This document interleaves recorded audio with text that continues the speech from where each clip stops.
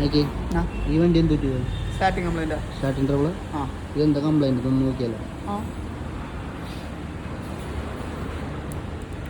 Key ഓണാക്കി, kill switch ഓണാക്കി, ഈ ഒരു സൗണ്ട് കേട്ടോ.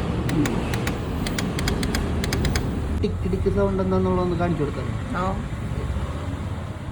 ഇങ്ങനൊരു കംപ്ലയിൻറ്റ് വരുമ്പോൾ എല്ലാവരും പെട്ടെന്നൊന്ന് പാനിക്കാവും. അപ്പോൾ ഇത് ഈ കംപ്ലയിൻറ്റ് എന്താണെന്ന് അറിയാവുന്ന ഒരുപാട് പേരുണ്ട്. അവർക്ക് വേണ്ടിയിട്ടല്ല, ഇതിനെക്കുറിച്ച് അറിയാത്തവർക്ക് വേണ്ടിയിട്ടാണ് ഈ ഒരു വീഡിയോ ശരിക്കും ചെയ്യുന്നത്. ഇതാണ് വണ്ടികളുടെ, നമ്മുടെ ബൈക്കുകളിൽ വരുന്ന സെൽഫ് മോട്ടർ എന്ന് പറഞ്ഞ പാർട്ട്.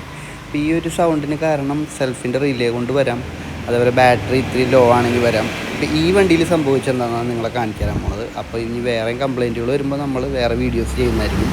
ഈ വണ്ടിയിൽ സെൽഫ് മോട്ടറിൻ്റെ കാർബൺ ബ്രഷ് അത് ഫുള്ളായിട്ട് പോയേക്കണതാണ്. അത് നിങ്ങൾ ഇപ്പോൾ ഈ സെൽഫ് മോട്ടർ ഓപ്പൺ ചെയ്യുമ്പോൾ കാണാൻ പറ്റും. ഇത് വേണ്ട, ഇതാണ് ആർമേച്ചർ. ആർമേച്ചറിൽ കാർബൺ ബ്രഷ് വന്ന ഭാഗം ഇത്തിരി ഓവൽ, അതായത് കുഴിഞ്ഞു പോയിട്ടുണ്ട്. അതേപോലെ തന്നെ ഇതാണ് കാർബൺ ബ്രഷ് ഹോൾഡറിൽ കാർബൺ ബ്രഷിൻ്റെ പാർട്ടൊന്നുമില്ല, മൊത്തം പൊടിഞ്ഞ് സെൽഫ് മോട്ടറിൻ്റെ ഉള്ളിലേക്ക് മൊത്തം പോയിട്ടുണ്ട്. അപ്പോൾ ഈ ഒരു കംപ്ലയിൻ്റ് കൊണ്ടാണ് നമ്മളിപ്പോൾ ഈ കാണിച്ച വണ്ടിയിൽ ഈ ഒരു ഇഷ്യൂ വന്നത് കേട്ടോ. അപ്പോൾ നമ്മൾക്ക് ഇതിൻ്റെ സെൽഫ് മോട്ടറിൻ്റെ ഈ ഒരു ഒന്നും കാർബൺ ഹോൾഡറായിട്ട് റീപ്ലേസ് ചെയ്യാൻ പറ്റും, അല്ലെങ്കിൽ നമ്മൾക്ക് കാർബൺ ബ്രഷായിട്ട് വാങ്ങിച്ചിട്ട് സെറ്റ് ചെയ്യാൻ പറ്റും.